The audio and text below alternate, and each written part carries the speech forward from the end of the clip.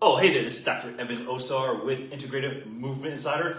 Just working on my pickleball swing. Actually, my game needs a lot of help. However, I'm here to help you with hip tightness. Do you work with clients that have hip tightness? Whether they play pickleball and or tennis and or golf, or just simple activities like walking require lots of hip rotation, or I should say adequate hip rotation, because when our clients lose hip rotation, they will compensate somewhere. The knee is a very common area for the loss, or the compensation for the loss of hip rotation. The low back, when you don't have good ability to rotate the pelvis around the femoral head, well then the low back is a very easy area to compensate. And that's what starts to create a lot of musculoskeletal issues for our clients in their low back as well as their knee. Now, there's a lot of strategies for addressing hip rotation. One of the ones I'm going to discuss here that we teach as part of our Integrative Movement Certification Program, Integrative Movement Specialist Certification Program, is the ability to keep the foot on the floor, so control that foot tripod, and then move the pelvis around the femoral head. Because a lot of strategies teach hip mobility, lying on the floor, sitting on the floor, doing all these figure fours, things like that, and they're good patterns. I would still include some of them if your clients can get down to the floor. Many of our older clients don't do a great job getting down to the floor, and they don't have enough hip, knee, and or spinal mobility to get down there very well anyway. So what do we do for those clients? Well, first we want to think about the idea or that concept of the pelvis rotating around the femoral head. So as we walk, we need to be able to internally rotate that pelvis, or I should say the hip. So the pelvis is moving forward towards that side femoral head. And then as we start to move forward, then our pelvis moves away. So that's external rotation of that stance leg, or that leg that we're referencing. So we need the ability to both internally rotate to load and decelerate forward momentum, and then also to unload and or accelerate that forward momentum. And that's the internal and external rotation, as well as some side bending and flexion extension or anterior posterior pelvic rotation that we need from the pelvis. Well, many of our clients don't have adequate rotation to internally rotate, and oftentimes lack external rotation. So again, that's where those compensations come from.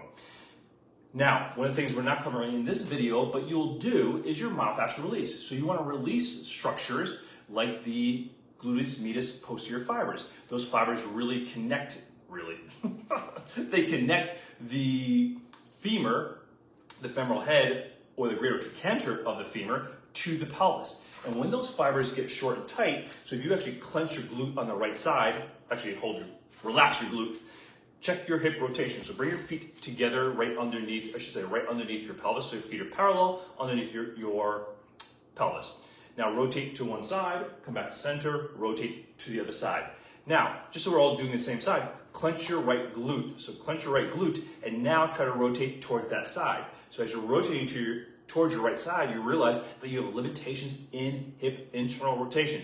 So the posterior fibers of glute medius, as well as glute max, and those external hip rotators are a common cause of limited hip rotation. Well, again, you're going to do your myofascial release. You're going to do your mobility drills if you do them with your clients. And here's how you start to progress your clients into the upright position. So check your own hip rotation. Again, bring your feet parallel to each other underneath your pelvis, hands on your pelvis. Keep your feet relatively flat on the floor. Rotate your hips to one side. So going right first, checking left. My left hip internal rotation, a little bit limited. So use your side of limited hip rotation. Here's a quick, easy progression to use. So first, we're going to do split stance hip hinge. So again, even though it's not rotation, what's pretty cool about this pattern is you can very simply and easily change hip rotation. So what you're going to do is hands on your pelvis, do a simple hip hinge. Step back with your opposite leg. So again, I'm focusing on my tighter side, my left side. So now just do 5 repetitions of a hip hinge. So you're breathing in on the way up, breathing out as you hip hinge, or rotate that pelvis and that cylinder, that thoracolpelvic cylinder, over top of the femoral head. So breathing in to come up, breathing out, releasing, lengthening through the backside. You should feel a good stretch in the backside of your hip, as well as into the hamstring. And you should actually be loading, working that forward foot, the foot tripod on that side. Now, just 5 repetitions, go back and recheck. So feet parallel again, underneath the pelvis, and now rotate to my right side, still feels good, no problems, and then rotate left side, and again, feels a little bit better. Here's your next progression. So what we can do now is an elevated rear leg split hinge. Maybe I said squat before, I meant hinge. So again, it's the same idea. You're gonna do your hinge and then place your foot up against a surface. So I've got my back foot on the wall. So now I'm going to do the same thing. I'm gonna do my elevated rear leg hip hinge. So breathing in, breathing out. And again, now a lot more stability of my forward leg. And you may be asking yourself, why are we not training rotation? Well, what we're doing is releasing and lengthening that posterior hip, so those external rotators of the hips, so the piriformis and those other deep external rotators like gemelli and obturators. We're also releasing the glute max. We're also releasing those posterior fibers of glute med. So even though we're not training specific rotation, we're actually targeting those external rotators to release and lengthen them. Go back, put your feet parallel again, hands on your pelvis. Rotate to the right, rotate to the left. And again, now my left rotation is even better than it was the first time. Now what we can do is actually incorporate some rotation. So we're gonna go back to that split stance position. So hands on the pelvis, hinge, step back with the side that you're not focusing on. So I'm focusing on my left side is forward. I'm gonna cross my arms, so cross my arms like this. I'm in my split stance position, my hip hinge position, and now I'm just going to rotate towards that forward leg because I want to create internal rotation. So even though I'm rotating my thorax, I'm still getting some relative internal rotation down at the hip. So now I'm going to go 5, so breathe in, breathe out, rotate, 4, breathe in, breathe out, 3, breathe in, breathe out, 2, breathe in, breathe out, and 1. So again, now you should feel a lot of work, even more work, through that pattern.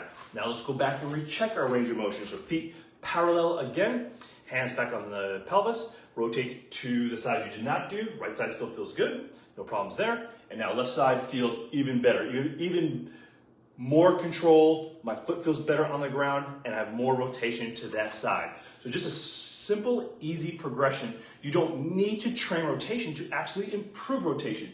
However, yes, you should train rotation to help your clients use it in a more functional manner and to develop the endurance, the strength, as well as speed. If they're playing something like pickleball, you need to be able to swing and swing at a rapid pace, right? So you need to be able to rapidly rotate internally. So this pattern is a great way to start that progression, and then you can start to load the client. You can start to do medicine ball throws in that position. There's many different ways to load that pattern to make it more functional and more applicable to your client's sport and or the endeavor they're looking to improve. However, you do not need to make it that crazy.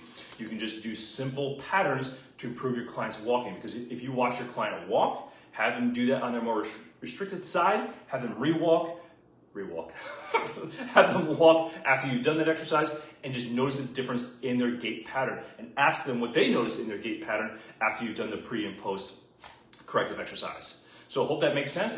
If you have any questions, put them below this post and I'll answer those questions as in regards to hip rotation. And if you're looking for more information just like this, we're teaching these concepts at our 2-day live course in Chicago, the Integrative Movement Specialist Certification Program, the foundations. We're going to teach you the foundations, the functional anatomy, biomechanics, and motor control of the hip, of the core, as well as of the shoulder. We're going to teach you how to assess those areas. We're going to teach you how to use pre and post assessments just like we just did. We're going to show you the exercise progressions, how to use your corrective exercises and integrate them into the fundamental pushing, pulling, the squat, lunge, rotation, as well as your push and pull patterns, if I didn't say that already.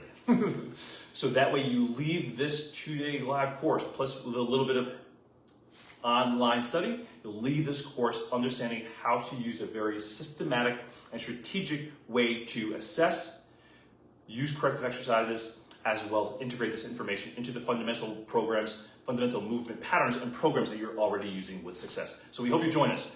Click on the link along with this video to learn more about this program and to make sure it's right for you and the clients that you serve. And we look forward to seeing you live in Chicago. If I can answer any questions again, please put them below this post. Thank you for being part of our community and allowing us to be part of your community. Go out there, make it a great day. And if you're a pickleball player, we'll have fun playing pickleball. If you're a golfer, tennis player, enjoy your sport. However, train for your sport, train your clients more appropriately for their sport. And if you're just training clients for walking, this will help them improve walking as well. Dr. Evan Osar with Integrative Movement Institute. Make it a great day.